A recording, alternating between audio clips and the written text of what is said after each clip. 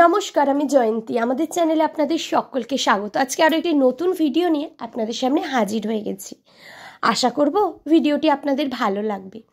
যদি ভালো লাগে অবশ্যই কিন্তু লাইক, কমেন্ট, শেয়ার করতে একদমই ভুলবেন না। নিজেদের বন্ধুবান্ধব এবং পরিবারের সকলের সাথে কিন্তু ভিডিওগুলি অবশ্যই শেয়ার করে নেবেন।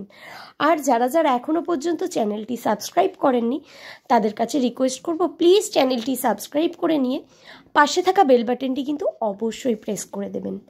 তাহলেই কিন্তু প্রথম নোটিফিকেশান আপনাদের কাছে পৌঁছে যাবে। আজকে আমরা চলে এসেছি উমানন্দ টেম্পল।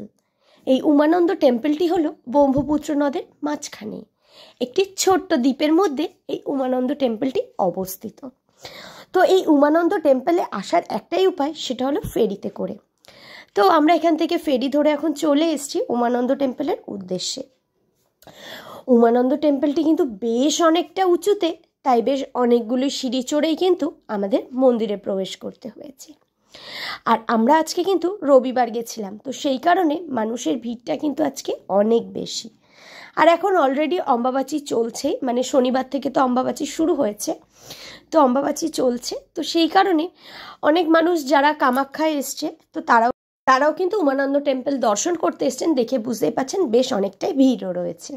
তো আমরা এখান থেকে একটা ডালা নিয়ে নিলাম। এখানে কিন্তু দু রকমের ডালা রয়েছে, 50 টাকা এবং 100 টাকা। তো আমরা যে ডালাটি নিলাম এই ডালাটি 50 টাকা নিয়েছে। তো এই ডালাটি নিয়ে এবার আমরা মন্দিরে পৌঁছাবো, মানে মন্দিরের উদ্দেশ্যে রওনা দেবো। বললাম যেহেতু বেশ অনেকটা উপরে, তো অনেকগুলো সিঁড়ি কিন্তু উঠতে হবে।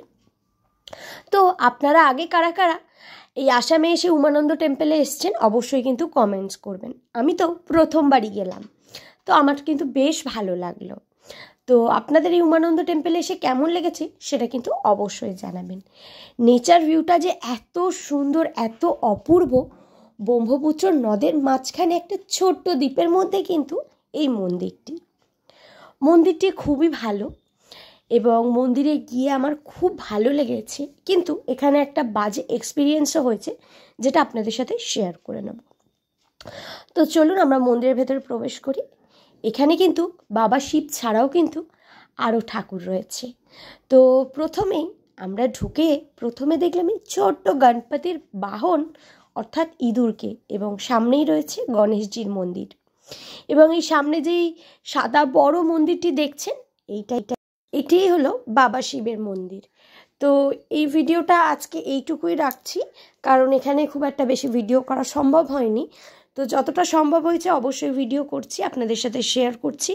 কেমন লাগলো ভিডিওটা অবশ্যই কমেন্টস করবেন। দেখা হবে নতুন কোনো ভিডিও। ততক্ষণের জন্য সবাই ভালো থাকবেন, সুস্থ থাকবেন। সকলকে অসংখ্য ধন্যবাদ।